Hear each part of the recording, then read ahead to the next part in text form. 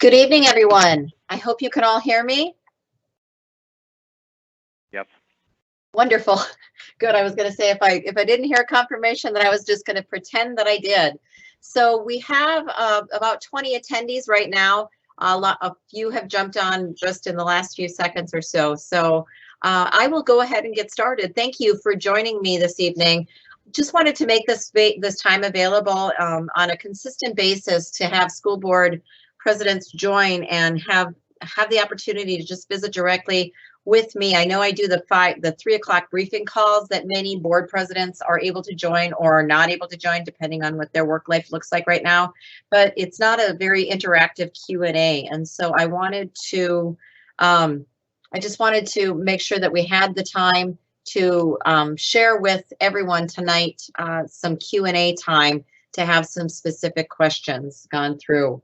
So I'll open it up to anybody that has some burning questions, because I find that I learn more, and the people that are taking the time away from their families and evenings learn more when I let the questions be asked and answered. So, Patty, is there a chat box that you can open up and read any questions that might, if you don't want to speak audio, that you could type into the chat box? Yes, I opened the chat box and we have no questions yet. Okay, so we have a chat box, or you can go virtual.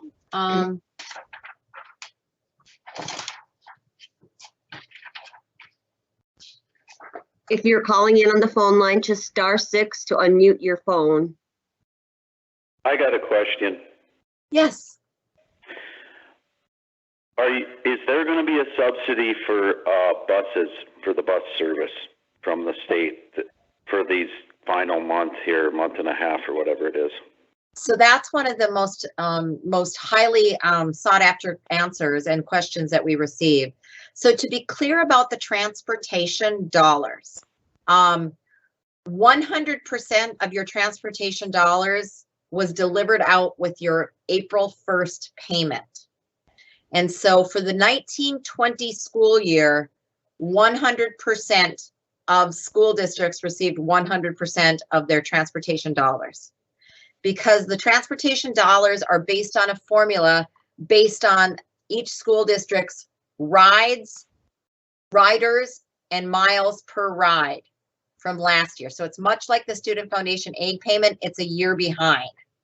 So for those school districts who are worrying about whether they have enough money to pay for this year's school bus drivers, because many of them are delivering instructional materials, breakfast and lunches, doing a lot of other things that are outside of what their normal morning and evening bus routes are. And so there is no concern about this year's school transportation budget dollars. The concern is this, that the formula that is being used, or the formula that is in North Dakota bill, a law that was passed last session, determines what your next year's budget will be based on the 1920 school year. So our superintendents, as they're trying to build that budget for you to review for the first time, some school districts review it for the first time in May, some don't do it until July. But in any case, whatever your timeline is, your superintendent and business manager are currently building their budget for next year's 2021 school year. And there is uncertainty there about the rides and riders, because we need to figure out a formula how to make school districts, how to determine if school would have been normal for April and May, there would have been more rides and more rider transportation. And so we are working diligently with the governor's office, our legislative management, and our attorney general to figure out what we can do in the language that prescribes to my office how to use that formula. So we thought it could be an executive order, and because everybody is agreeing on the solution. The solution is to prorate it for the last 9 weeks. So take what we had in rides and riders for the first 9 weeks of school, the first 75% of the school year, prorate that for the last quarter, and then come up with that formula and pay that, because the money is there. The legislature appropriated, the money's there.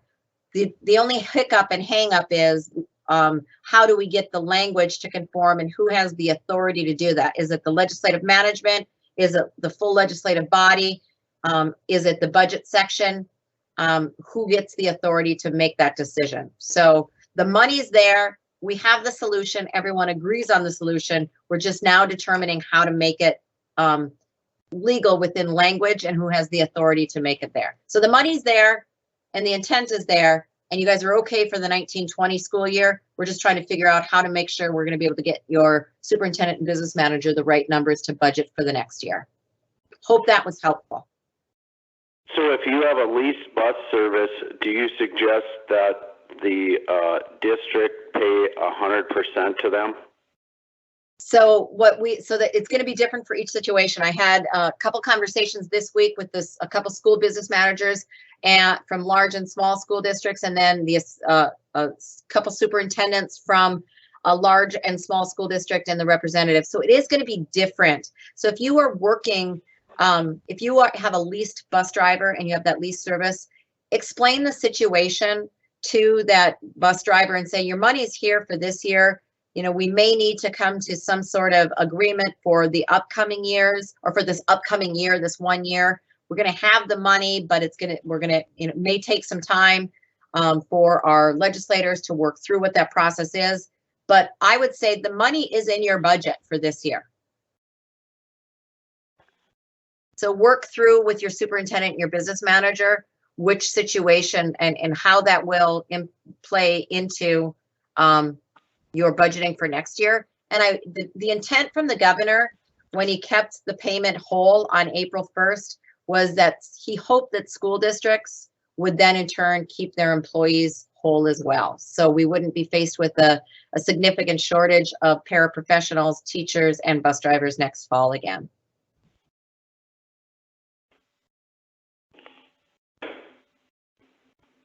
What if that bus service is laying people off? Well, I guess I would have that conversation with that bus driving service as well. I guess I imagine that the intent should roll down the river, if you will. Yeah. Agreed.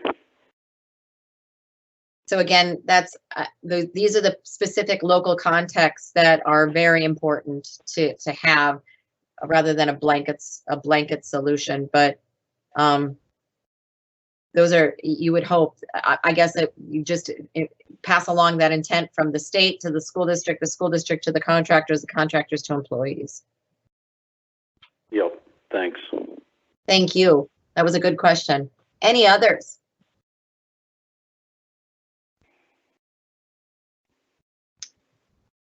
Governor came out with an executive order yesterday that removed the requirement for school districts to have a written performance evaluation for every teacher, principal, or assistant superintendent by April 15th deadline for those teachers, principals, or assistant superintendents that have been in their positions for 4 years or more. He kept in place the requirement that if a teacher had only, a teacher, a principal, or assistant superintendent had only been in their position 1, 2, or 3 years, the April 15th written performance is still required. It's important to note that the executive order was very clear in stating that nothing in that executive order prohibited or prevented a school district to choose to do an April 15th written performance evaluation of any teacher, principal, or assistant superintendent who was employed for 4 or more years. This is because we understood that there may be a school district that had in process a non-renewal, and a superintendent and board had maybe taken great pains to put the non-renewal process in motion, and we didn't want to prevent or remove the authority or discretion that a local school board would have in continuing with that non-renewal process. So if there's any questions about that, I'd be happy to, dive into some more specific questions there as well. Kirsten, can you hear me? Yes, Donna. Okay, I just was gonna read one from the Q&A online. The question is, are graduation ceremonies at a later date, such as in June or July, discouraged by the state, or is this up to the local school district? Up to the local school district, 100%. I was just informed that some school districts were considering doing that, and some were even considering bringing their juniors and seniors back together for prom during the summer months, if the conditions so allowed. I was really, really happy to hear school districts considering those options. These are certainly some significant milestones for our graduating seniors and our upperclassmen who have spent possibly their entire K-12 career in your school, and to be able to have to end it this way is unfortunate, to say the least. So I would encourage those conversations at a local level to see what might be allowable, what might fit and to suit the needs. I would say families would be happy to celebrate. Graduates would be happy to walk across that graduation platform and get their degree from you as a school board president and their building, building principal at any time. So I would say thank you for taking that into consideration. I have a question. Yes. What would you suggest? I know this is probably for individual schools too, but I'm looking for some guidance from anybody. What are some people doing, or what are you suggesting people or schools do for compensating spring activity coaches and things like that were contracted to be paid, but the seasons were canceled because of this? I mean, yes. Well, some other school districts have asked those coaches. It's a little more challenging with the athletics, but I do know that some debate coaches, some fine arts, extra duty contract people have been doing those same sort of extracurricular activities, be it transitioning them to online or distance learning or distance activities. So some have done that. I think this is not High School Activities Association are related, but it's a co-curricular. So it's through the CTSO, the Career and Technical Student Organizations like FFA and DECA, and those advisors have continued to meet and practice, if you will, for their events. I've heard of some brainstorming where in the event that track does begin May 1st and everything will be lifted, that coaches have been sent out training regimes that they can do in isolation, or weightlifting things that they might be able to do at home, or with some makeshift apparatuses at home. So again, it's going to be a local, district by district decision. But if it's been contracted, if there's some work or related work that your contracted coaches could continue to offer to your students, I would, if your budget allows and your community deems appropriate and your board deems appropriate, I would look to be as innovative and creative as possible to ensure that those contracts can be honored. I was visiting with our executive director of the TFFR, Teachers Fund for Retirement, and some of those questions started to roll in as well. A lot of those contracts not only have an impact for this, the salary or the annual wage of this year for that family, but it has an ongoing rolling effect because of what's contributed to TFFR for the lifetime of their teaching career. So a lot of those extra duty contracts add up over the course of a person's teaching career when they retire. So some things to consider long range as well. But I would be happy if anyone else can bop in and pipe in during this conversation as well to offer their suggestions. I appreciate that. Thank you. Yes.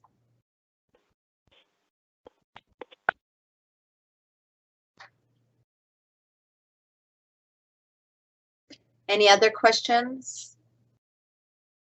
I've got a question.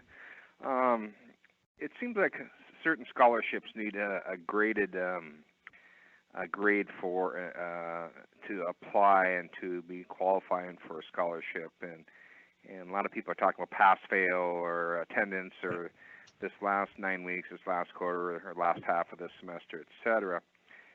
So if I've got a student that has a B+ average in the first quarter, a B+ average in the second quarter, and a B+ average in the third quarter, what would our administration advise to do for this last quarter to accommodate these scholarship-type candidates? So I've seen a few different examples or heard about few different scenarios with that.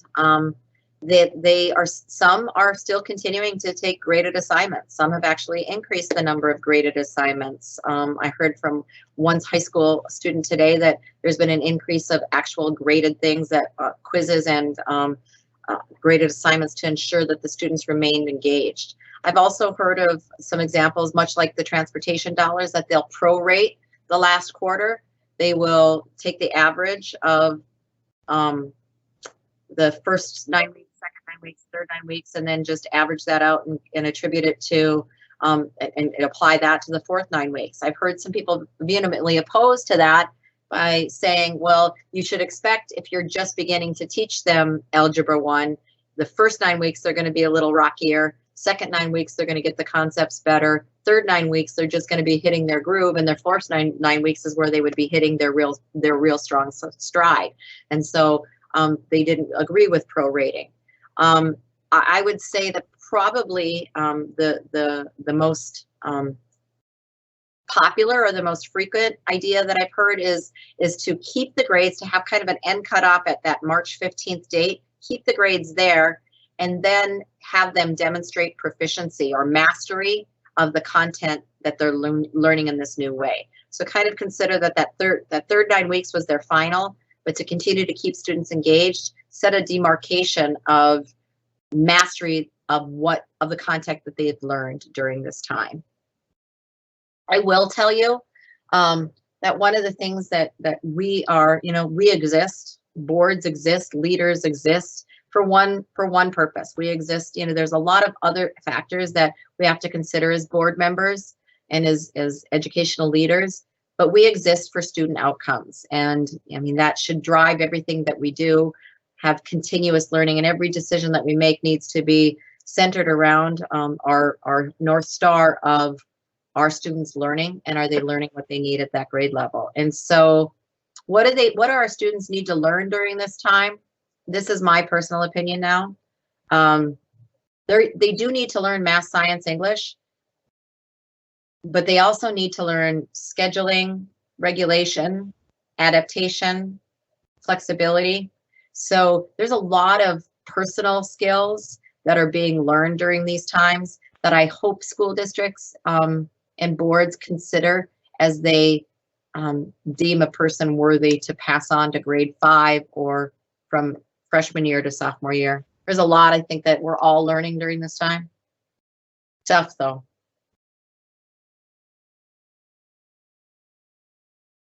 There's been lots of questions about special education and the responsibility, the governance responsibility of boards on making sure that school districts are adhering to the IDEA, and really from the early 1970s, IDEA is, as you most know, Individuals with Disabilities Education Act, assuring that students with special needs in your school district have the same access to a quality education that all other students without disabilities have. The guidance that has come to us from the Department of Education in DC, who actually, it's a federal law, IDEA is a federal law, has said that school districts should put forward their best faith effort. So while recognizing that the specifics of every student's IEP may not be able to be delivered in the same manner as it was before March 15th, that districts should put their best faith effort forward in meeting the expectations and the learning needs of all students, including those with IEP plans.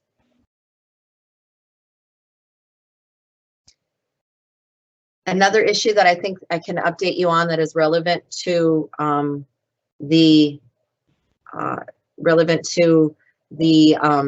budgeting scope of school boards is just yesterday, we were able to announce that I asked DC to give us certain waivers on allowing more local control and more flexibility to our local school boards in determining what their budgets are going to be with the federal dollars that they receive. So these generally, your federal dollars, as you know, are generally your title dollars. So Title I, Title II, and Title IV dollars have all been, the waiver for more local control and more flexibility has been granted to North Dakota.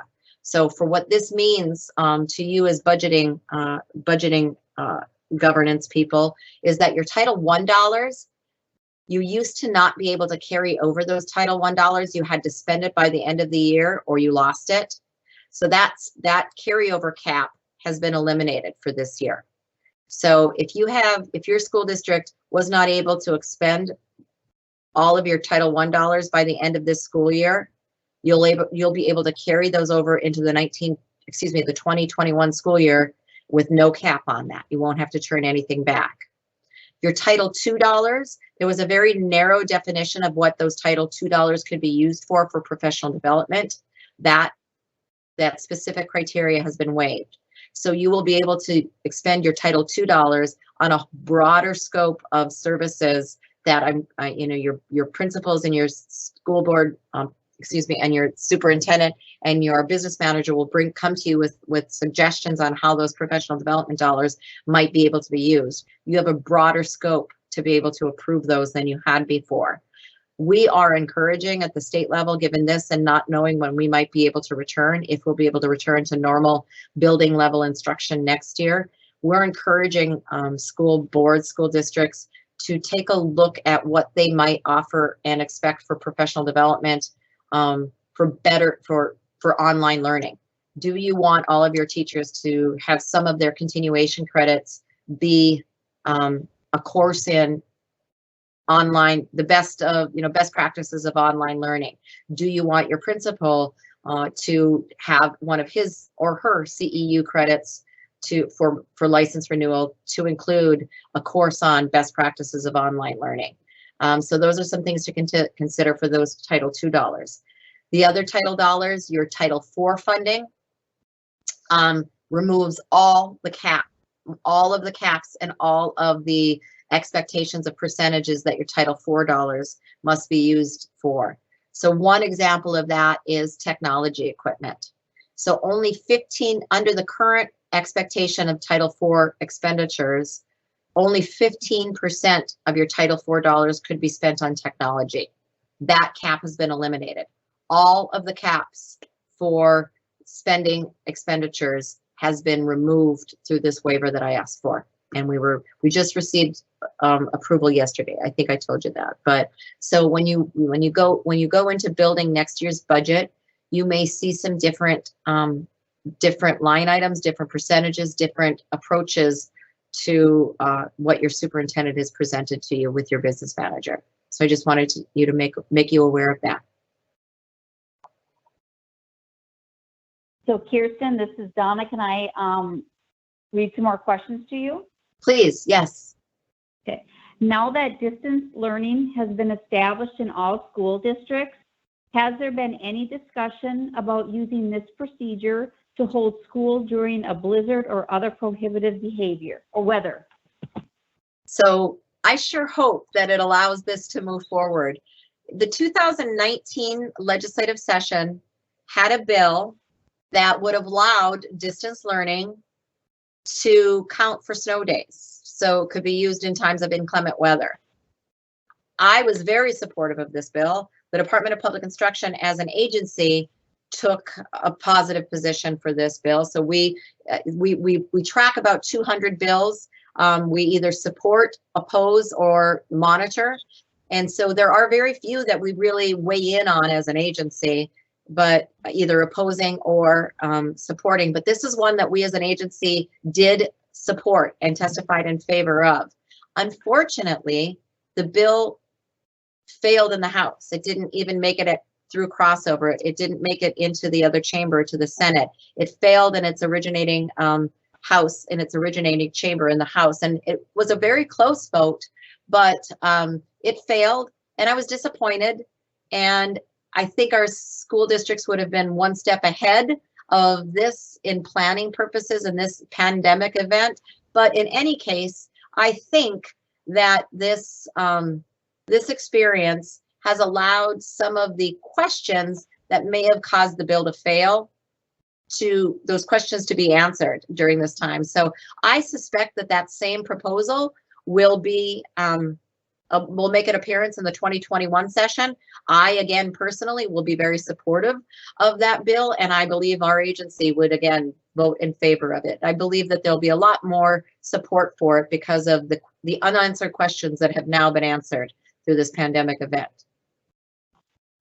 Another question out there, Kirsten, and one you've answered before, is there a plan to provide ACT and WorkKeys testing for those students that plan to take this testing this spring?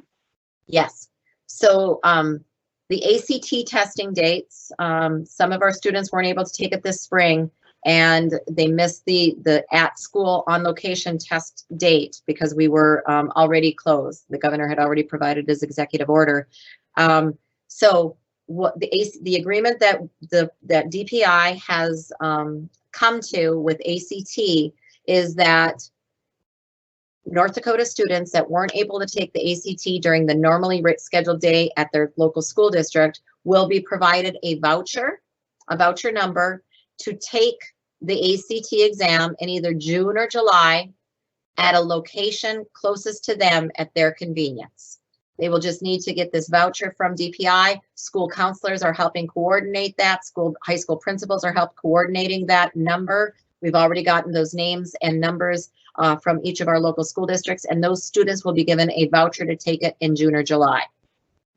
The WorkKeys, there is a call. I just visited with Bonnie Wise. There is a call that will take place tomorrow. WorkKeys is very, very aware that this is problematic. At this point, they have not approved any at-home administration of ACT, but they are working with local community colleges, and they're working with some different school districts to develop a solution.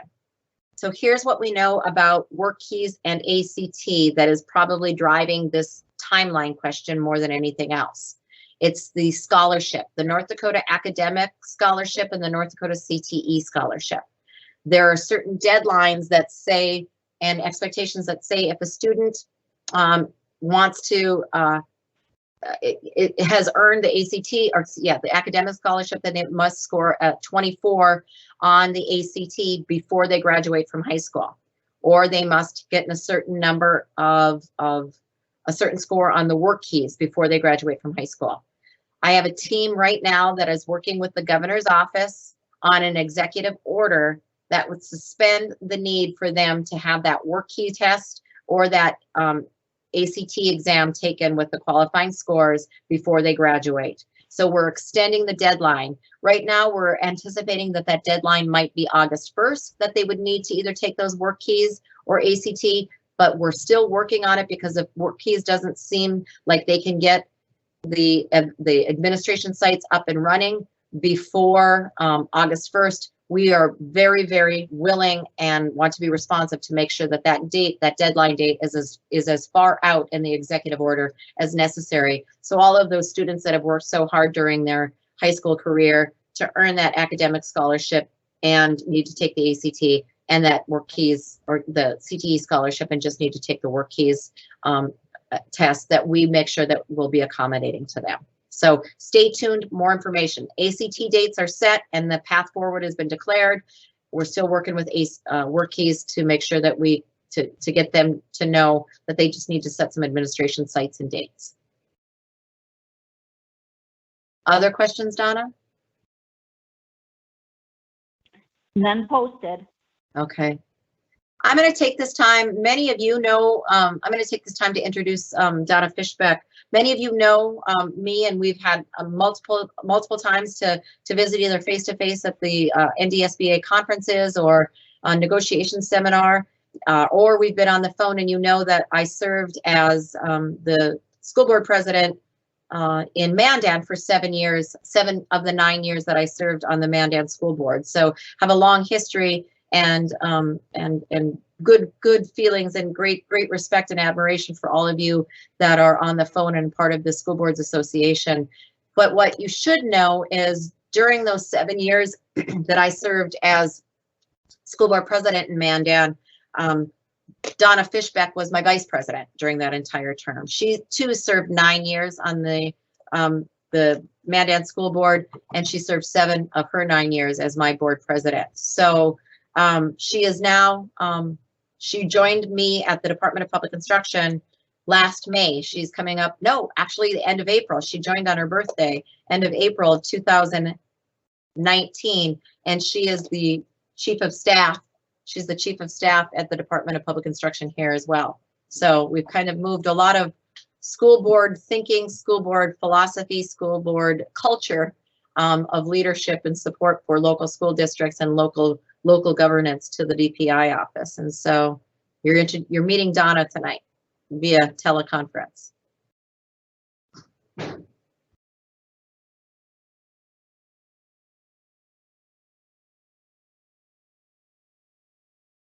Any other questions?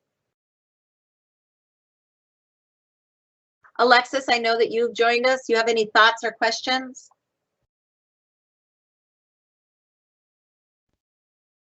*6 and mute is kind of a challenge.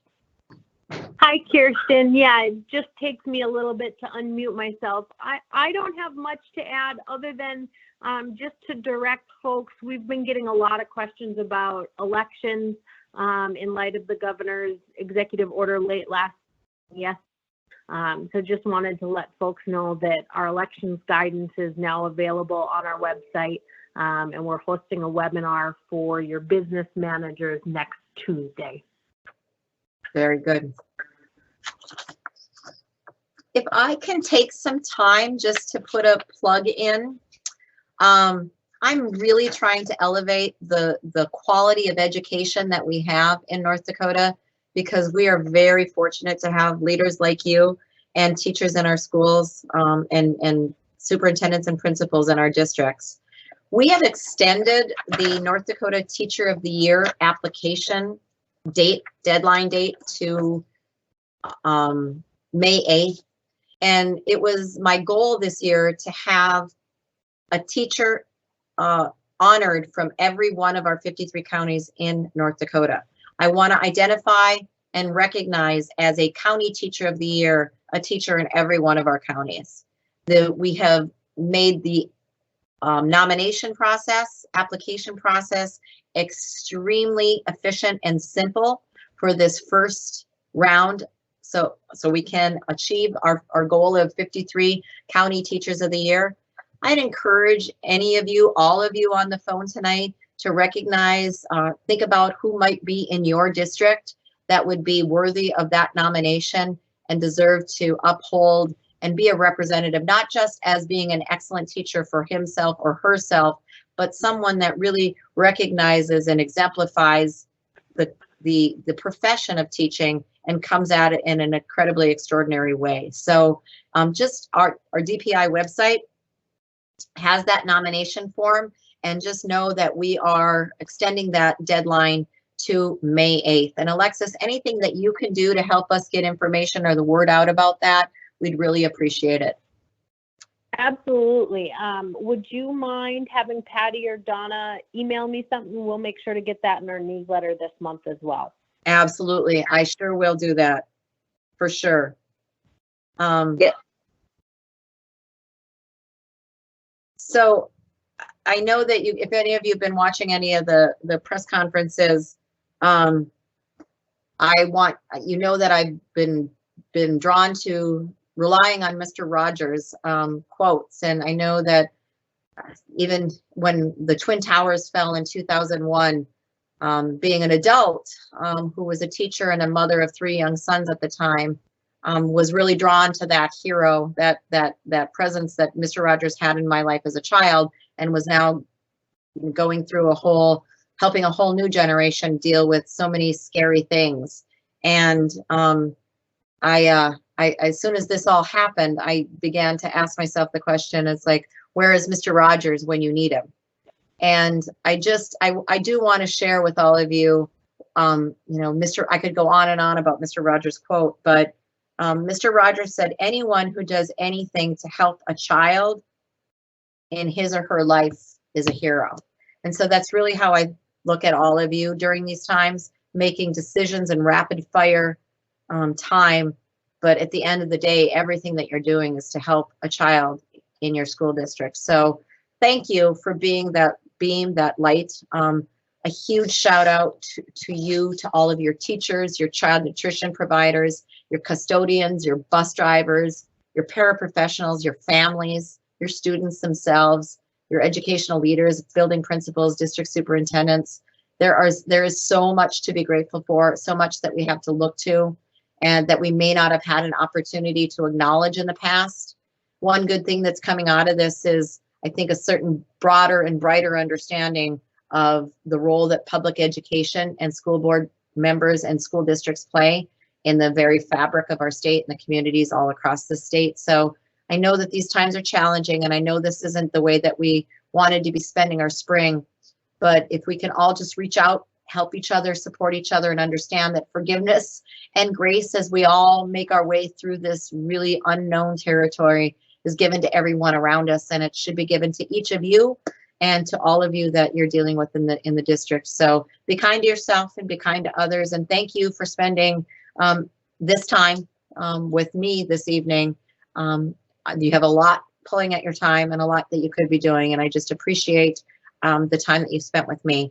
And so, Alexis, until you or I hear differently, we'll just have a call set up, and we can ask new and pressing questions as we move through this uncharted waters together. Sounds great. Thank you for being available for us tonight. Absolutely. Thanks so much, Donna. Patty, thanks for your technical support, and we'll see you in the morning virtually. Thank you, everyone. Good night. Good night.